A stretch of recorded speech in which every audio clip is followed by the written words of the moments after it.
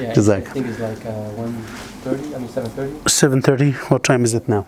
Oh, so I think yes. Take your time. Aisha is 7:30. Yeah. Alhamdulillah, I have time. I'm just waiting for the signal from brother Ahmed, inshallah. Now I start. طيب. Is the mic working? Yes, alhamdulillah, it's working.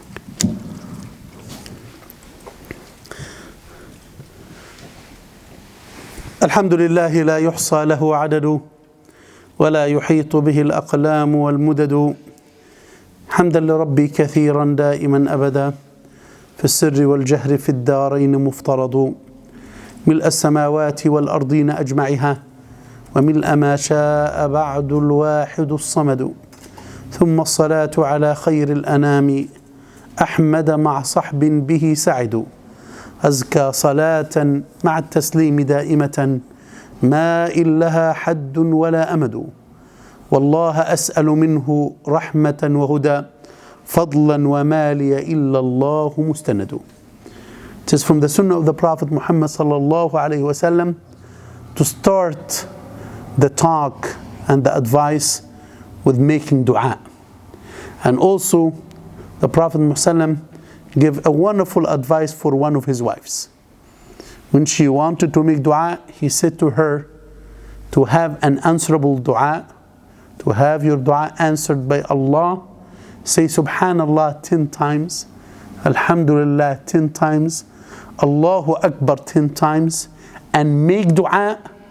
After that, Allah will answer your dua. I'll give you 1 minute to say it, inshallah.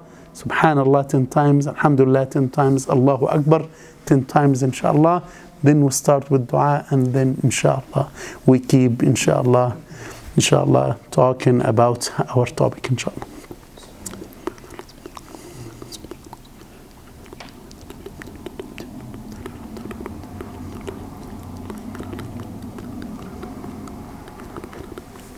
اللهم يا الله يا منان يا ذا الجلال والإكرام صل على نبينا محمد وعلى آله وأصحابه أجمعين. اللهم اجعل جمعنا هذا جمعا مرحوما ولا تجعل فينا ولا منا ولا بيننا ولا حولنا شقيا ولا محروما. اللهم إنا نسألك رحمة من عندك تهدي بها قلوبنا وتلم بها شعثنا وتحفظ بها غائبنا وترد بها إلفتنا وتبيض بها وجوهنا وتزكي بها علمنا. اللهم إنا نسألك صحة في إيمان ونسألك إيمانا في حسن خلق ونسألك نجاحا يتبعه فلاحا ونسألك يا ربي جنة ونعيما ورضوانا مقيما. So dear brothers and sisters in Islam, from the challenges that we have as youth and as young men, that we do not have that strong understanding for our deen. And I will give an example. So the deen of Islam is an easy religion. And this is what Allah subhanahu wa ta'ala mentioned in the Quran.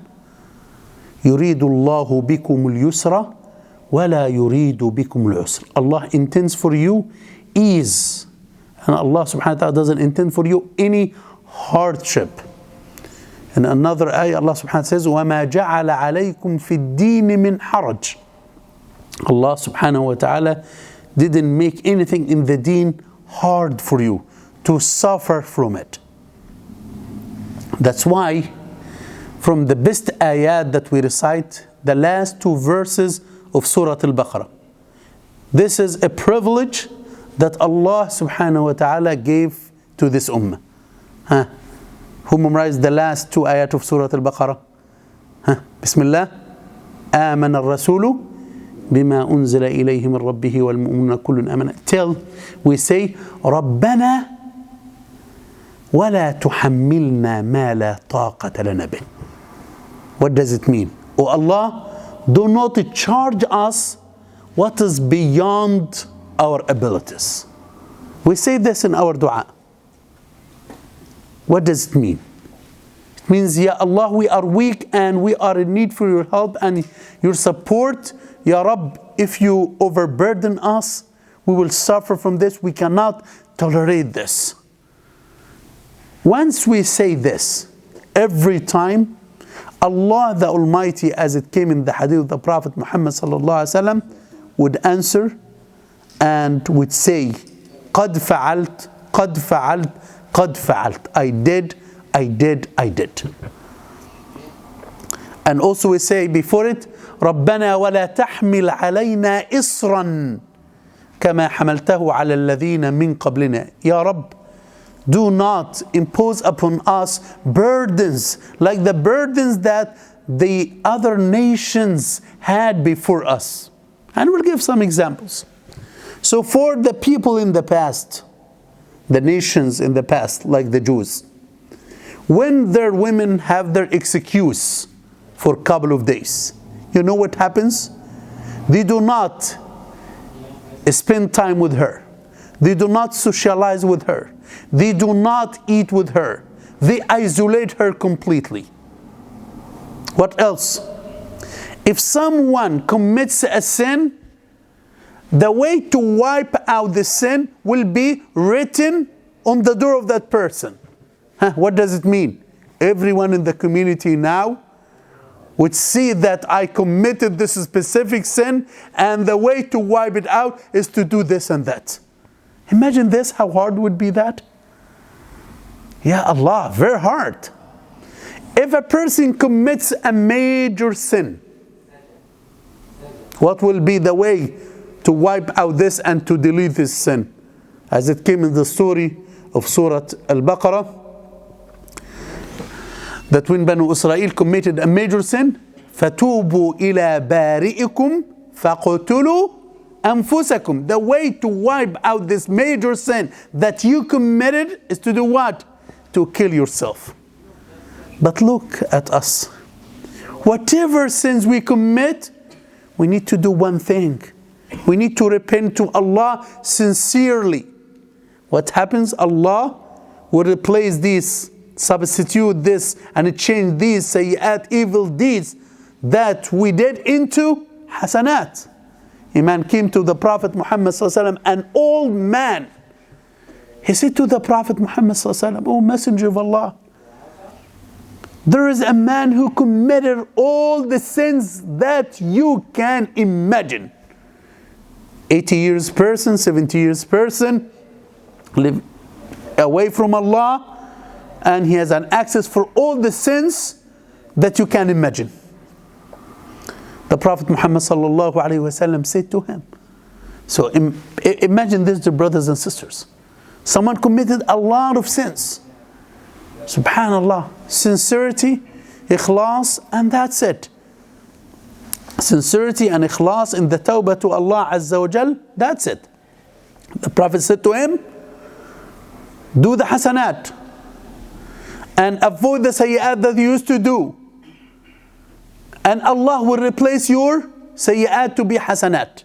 Ya Allah, all what I did, because the man didn't mention these sayyat, these evil deeds, because they are so heinous. So the man didn't believe that the Prophet ﷺ said to him, believe in Allah. Do you believe in Allah? Yes. This man who committed the sins believes in Allah subhanahu wa ta'ala. Then he should do a lot of hasanat, and then he should avoid the sayyat that he used to do, and Allah will replace his sayyat to be hasanat. The man didn't believe.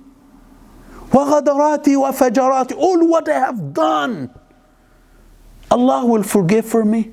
All these shameful acts and sins that I committed, Allah will forgive for me all these sins. The Prophet Muhammad says, وَغَدَرَاتُكَ وَفَجَرَاتُكَ. So which means that we don't have to kill ourselves. If we commit sins, we should repent to Allah. Regret, abandon the sin, have the commitment not to do it. If it belongs to a human, we return the rights back. We don't have to kill ourselves. This is not in the Sharia of Islam. So Islam now is the deen of ease. This is what came in the Sunnah of the Prophet. This is what came in the Quran. The nations before us had burdens that Allah subhanahu wa ta'ala didn't impose upon us these burdens. Imagine, dear brothers and sisters, if an evil idea came to your mind, you are responsible for it. Now, it came to my mind, God forbid, to drink khamr, to cheat, to steal. It just flashed to my mind. I'm responsible for it. If I do something by mistake or out of forgetfulness, I'm responsible for it. I will be punished for it. How hard it will be, dear brothers and sisters. But Allah subhanahu wa ta'ala removed and released us from all these burdens. Allah subhanahu wa ta'ala granted us a special gift, Islam. A deen that is easy to practice. Some of the brothers, they couldn't stand up. And what did they do in the salah? They prayed while they were sitting. Because if they stand up and perform the salah, they will suffer a lot. It's going to be very painful for them. It's going to cause a lot of problems for them. The same for the people who are not able to fast. The people who are not able to make hajj. I'm not able to make hajj. I don't have the money. I'm not able physically to make hajj. You are exempt because of the easiness of Islam. Because this deen is very easy. This is what the Prophet Muhammad sallallahu alayhi wasallam said in a wonderful hadith. The Prophet says, "Khayru dinikum aysaru." The best of your deen, what is easy. The Prophet says, I was not sent to make things harder for people. لم أبعث معنتا ولا جابيا. Not just to get money from people and to make things harder.